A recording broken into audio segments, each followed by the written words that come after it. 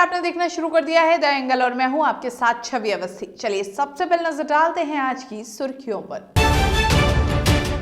राष्ट्रीय मतदाता दिवस पर राष्ट्रपति रामनाथ कोविंद ने किया web radio hello voters launch. Rajasthan सचिवालय में हुआ राज्य स्तरीय वर्चुअल समारोह। मुख्यमंत्री अशोक गहलोत ने जारी की राजस्थान एमसेंड पॉलिसी। प्रदेश में एमसेंड इकाइयों को मिलेगा उद्योग का दर्जा। नेता प्रतिपक्ष गुलाब चंद कटारिया का बड़ा बयान, कहा मंत्रिमंडल फेरबदल के बाद राजस्थान में गिर जाएगी कांग्रेस सरकार। किसानों के समर्थन में कांग्रेस सेवा दल की ट्रैक्टर रैली रवाना। मुख्य सचेतक और परिवहन मंत्री ने हरी झंडी दिखाकर किया रवाना। राष्ट्रपति रामनाथ कोविंद ने देशवासियों को राष्ट्रीय मतदाता दिवस की बधाइयां दी। साथ ही उन्होंने कोरोना महामारी के बावजूद भी बिहार और जम्मू और कश्मीर में चुनाव के सफल आयोजन के लिए निर्वाचन आयोग की तारीफ की। 11वें राष्ट्रीय मतदाता दिवस के मौके पर राष्ट्रपति रामनाथ कोविंद ने वर्चुअल तरीके से कार्यक्रम को संबोधित किया। इस कार्यक्रम के दौरान राष्ट्रपति ने सर्वश्रेष्ठ चुनावी प्रथाओं के लिए विशेष पुरस्कार प्रदान किए। साथ ही उन्होंने चुनाव आयोग के वेब रेडियो हेलो वोटर्स को भी लॉन्च किया। इस कार्यक्रम में बोलते हुए राष्ट्रपति ने कहा कि मैं देशवासियों को याद दिलाना चाहता हूं कि हमें वोट देने का बहुमूल्य अधिकार मिला है और हमें हमेशा इसका सम्मान करना चाहिए। 11वें राष्ट्रीय मतदाता दिवस पर आज कार्यक्रम सचिवालय में आयोजित हुआ। ये राज्य स्तरीय कार्यक्रम वर्चुअली हुआ। ये कार्यक्रम निर्वाचन विभाग की ओर से आयोजित किया गया था। कार्यक्रम के मुख्य अतिथि राज्यपाल कलराज मिश्र थे। ई-इपिक का राज्यपाल कलराज मिश्र ने शुभारंभ किया। इस मौके पर 5 कलेक्टरों का सम्मान किया गया। राज्यपाल ने कहा कि विविधता में एकता ही लोकतंत्र की पहचान है।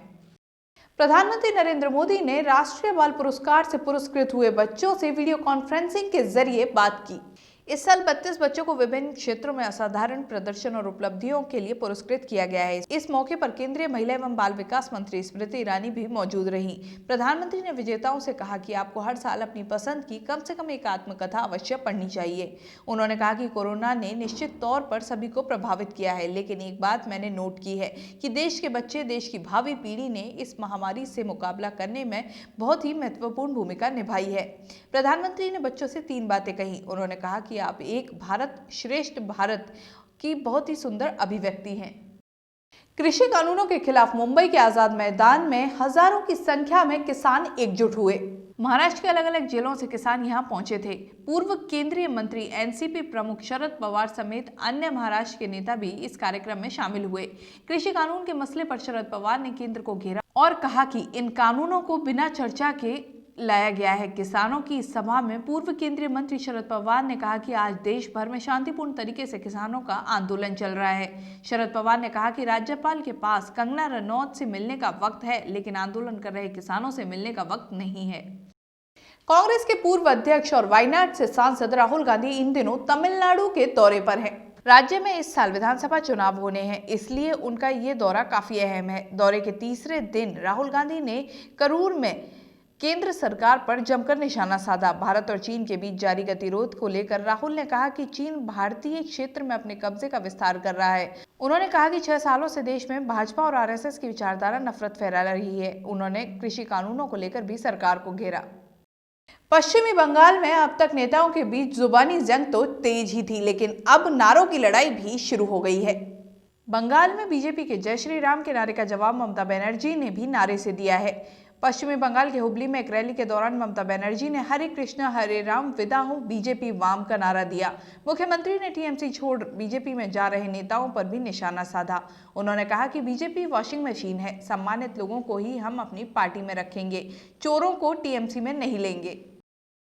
प्रदेश में अब बजरी की किल्लत दूर होगी, क्योंकि इसके लिए मुख्यमंत्री अशोक गहलोत ने अब एमसेंड पॉलिसी 2020 लॉन्च कर दी है। पॉलिसी के अनुसार अब एमसेंड इकाइयों को उद्योग का दर्जा मिलेगा। इस नीति से नवीन व विस्तारित इकाइयों को प्रदेश में निवेश प्रोत्साहन योजना का लाभ मिलेगा। गहलोत ने कार्यक्रम को संबोधित करते हुए कहा कि अवैध बजरी खनन सबसे बड़ा मुद्दा बन चुका है। कई प्रयासों के बाद भी ये कारोबार नहीं रुका। अब एमसेंड से बजरी की समस्या खत्म होगी। जनता को जिस चीज की जरूरत है वह आसानी से मिल जाएगी, तो अवैध खनन को रोका जा सकेगा। गहलोत ने कहा कि पर्यावरण की दृष्टि से भी ये बहुत महत्वपूर्ण कदम है।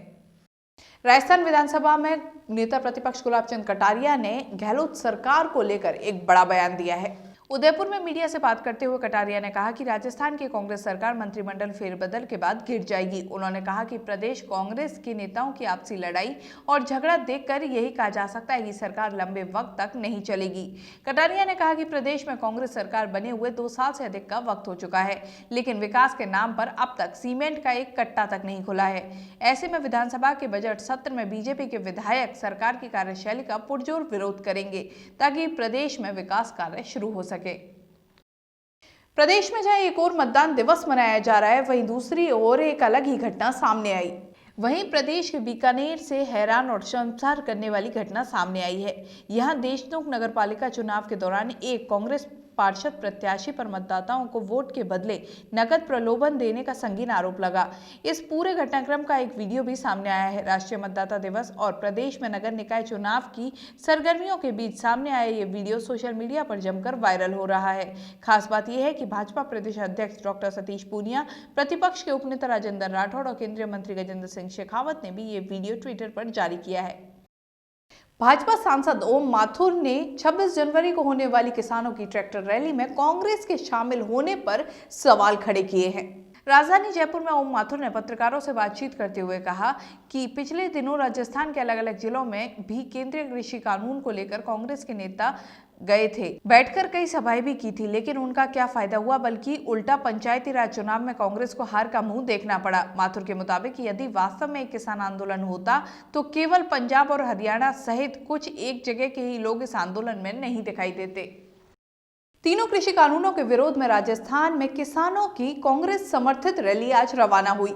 इससे पहले आज प्रदेश कांग्रेस सेवा दल की ट्रैक्टर रैली शाहजहांपुर के लिए रवाना हुई। सेवा दल मुख्यालय से करीब 300 से ज्यादा सेवा दल के कार्यकर्ताओं ने ट्रैक्टर रैली के जरिए शाहजहांपुर के लिए कूच किया। परिवहन मंत्री प्रताप सिंह खाचरियावास और मुख्य सचेतक महेश जोशी ने कांग्रेस सेवा दल की ट्रैक्टर रैली को हरी झंडी दिखाकर रवाना किया।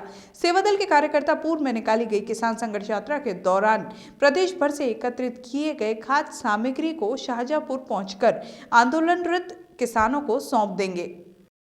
किशनगढ़ रेनवाल में स्वच्छ भारत मिशन की धज्जियां उड़ाई जा रही हैं।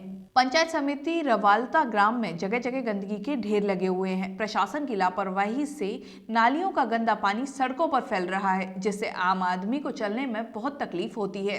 कई बार पंचायत प्रशासन को इस ओर ध्यान दिलाया गया, लेकिन प्रशासन इस ओर कोई भी ध्यान नहीं दे रहा है। जगह जगह कचरे और गंदगी से बीमारी फैलने की आशंका बढ़ती जा रही है।